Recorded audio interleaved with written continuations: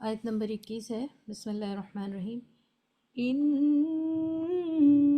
جہنم کانت مرصادا۔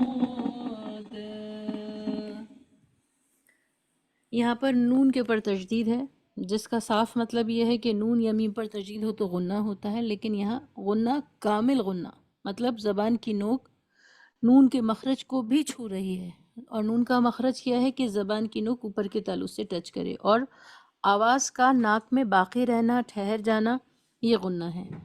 کلیئر غنہ کے ساتھ میں پڑھیں گے ان، پھر آگے ہے جہنم، ان جہنم، لوگ کانت پڑھ دیتے ہیں، اس کو تھوڑا کھینچ کر پڑھنا ہے، کانت، کیونکہ مد طبعی ہے یا حروف مدہ یا الف مدہ ہے، جو ہم نے تختی نمبر 4 میں پڑھا ہے، الف سے پہلے زبر ہو تو کھینچ کر پڑھیں، اگر کھینچ کر نہیں پڑھیں گے تو ایک حرف کم ہو جائے گا، جو مناسب نہیں ہے، بڑی غلطی ہے۔ نتھ میں تا کے اوپر جزم ہے، اور یہاں ایک خاص قاعدہ ہے جو انشاءاللہ ابھی ہم نے پڑھا تو نہیں ہے، لیکن یہاں اتنا جان لیجئے کہ جب بھی آپ تا پڑھیں اور اس پر جزم ہو، جیسے کہ یہاں پر ہے، اسی طرح سورہ لہب میں تبت میں ہے، تو یہاں پر ایک آواز سانس کے جاری رہنے کی یا بریدنگ کا جو ایئر فلو ہے اس کی جو ساؤنڈ ہے وہ باقی رہنا چاہیے۔ کانت کر کے ہمیں ایئر بلاک نہیں کرنی ہے، بلکہ جو ہوا ہے وہ باقی رہے، کانت، اس کو ہمس کہتے ہیں، جس میں ہماری سانس جاری رہ پاتی ہے، تو یہ تاکہ سکون کے وقت میں ہوتا ہے۔ سو میں سیٹی کی آواز اور موٹی آواز کے ساتھ، میر سو الف مدہ۔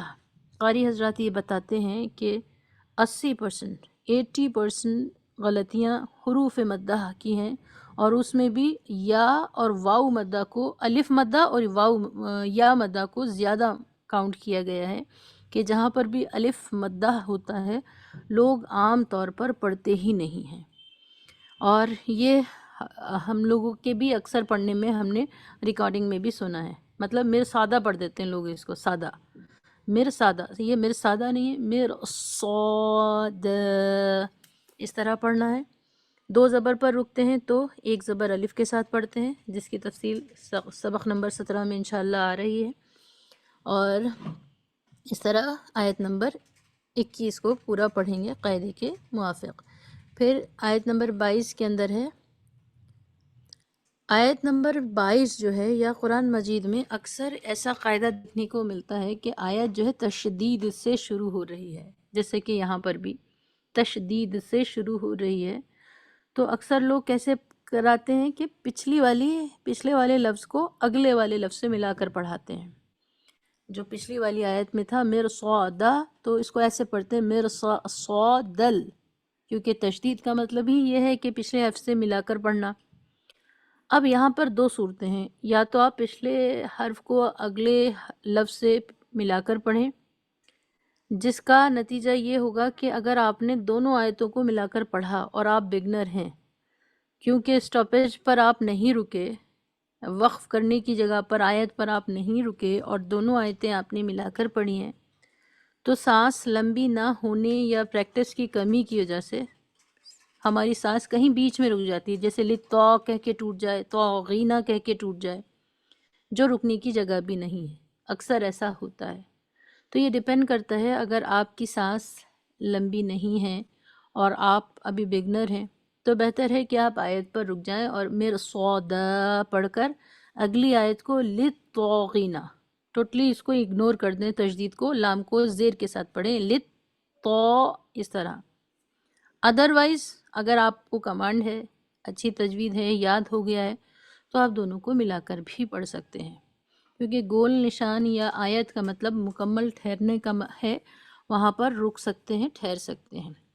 اگر نہیں ٹھہرتے ہیں تو لام زیر لی پڑھ کے لِلطَّا، طا کو موٹا یا ہیویسٹ لیٹر ہے، طا سب سے موٹا حرف میں سے ایک ہے، حروف میں سے ایک ہے، لِلطَّا، طا آ ساؤنڈ کے ساتھ میں، لِلطَّاغِینَ، غین، غین بھی موٹا حرف ہے لیکن طا کے موٹا ہونے اور غین کے موٹا ہونے میں ایک صفت کا فرق ہے جو ہم صفت سیریز میں پڑھیں گے.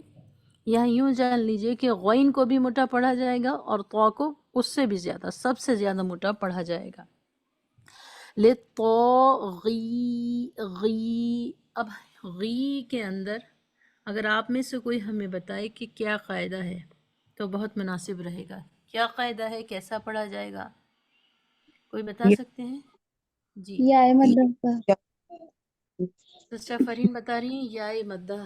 تفصیلات بتائیے ذرا اس کی. اگر یا ساکن سے پہلے زیر ہو تو یا مدہ کہلائے گا. اور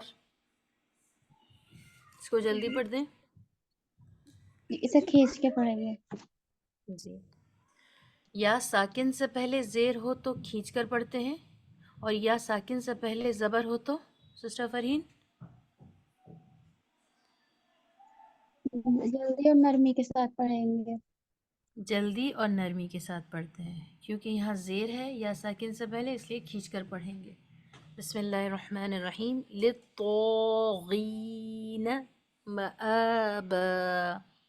اچھا اس میں کیا ہے، کیونکہ یہاں تو بہت صاف صاف لکھا ہے اور ہم ورڈ بائی ورڈ تجوید کو پڑھ رہے ہیں تو ہو سکتا ہے یہاں غلطی نہ ہو، لیکن قرآن مجید میں اکثر کیا ہوتا ہے، یہ حمزہ اس طرح عام طور پر نہیں بنا ہوتا ہے. الف کے اوپر ایک چھوٹا سا حمزہ بنا ہوتا ہے جو بسا اوقات نظروں میں بھی نہیں آتا ہے، تو لوگ اس کو ما با پڑھتے ہیں، نہیں پڑھتے ہیں. ساؤنڈ آف جو ہے وہ حمزہ کی ساؤنڈ ہے، اور ما جو ہے وہ ساؤنڈ آف الف ہے. تو یہ الف اور حمزہ یہ دونوں الگ الگ حروف ہیں تجوید کے اندر. عربک ایز لینگویج کے اندر دونوں سیم ہو سکتے ہیں لیکن تجوید میں الگ ہیں. جو یہ خرابی پیدا ہوتی ہے لکھاوٹ یا ٹیکسٹ کی تبدیلی سے، اسکرپٹ کے چینج ہونے سے، کہ لوگ اس کو حمزہ نہ پڑھ کے الف پڑھتے ہیں. یاد رکھیے کہ ہم نے سبق نمبر 2 میں پڑھا تھا حمزہ کی 3 شکلیں ہوتی ہیں، الف یا واو کی شکل میں. مطلب حمزہ اپنی چیر کے ساتھ آتا ہے. الف کے اوپر ہے حمزہ تو حمزہ ہی کو پڑھیں گے، الف کو نہیں پڑھیں گے. مآ با مآ با مآ با، اس طرح مآبا. پھر آیت نمبر 23 کے اسی کے اندر یہ بتا رہے ہیں کہ موٹے حروف میں طا کو سب سے زیادہ موٹا پڑھا جائے گا. لیول آف تفخیم، موٹا کتنا کرنا ہے. غین کو بھی موٹا کرنا ہے لیکن غین کو تھوڑا کم کرنا ہے، طا کو سب سے زیادہ موٹا پڑھنا ہے. لابثین آیت نمبر 23 میں ہے لابثین، یہاں پر بھی وہی ہے، تشدید سے شروع ہو رہا ہے لیکن آپ یہاں اگنور کر سکتی ہیں پچھلی آیت کو، اگر کیونکہ 3 آیتیں اگر ایسی آ جاتی ہیں پے در پہ ایک کے بعد فوراً دوسری جن کو ملا کر پڑھنا ہے اور سانس اتنی لمبی نہیں ہے تو پھر آیت آیت پر رک جائیے. آیت آیت پر رک جانے کا مطلب یہ ہے کہ سانس بھی ٹوٹ جائے اور آواز بھی بند ہو جائے. اگر اس کے خلاف ہوا کہ اعوذ باللہ من الشیطان الرجیم بسم اللہ الرحمن الرحیم الحمدللہ رب العالمین، تو یہ پھر مناسب نہیں ہے. اس میں کیا ہوگا کہ لابثین میں اس میں اگر ہم